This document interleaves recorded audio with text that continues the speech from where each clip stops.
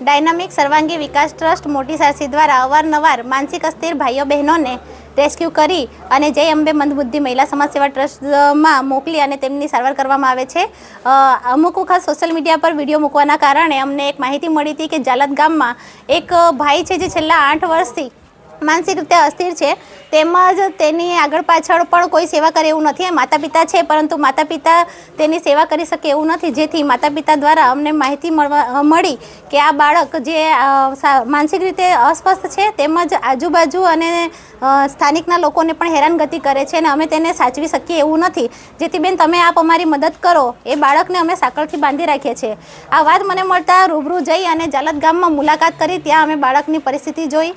બાળક સાંકળ વડે બાંધેલું હતું અને બાળકની માનસિક સ્થિતિ ખૂબ જ ખરાબ હતી।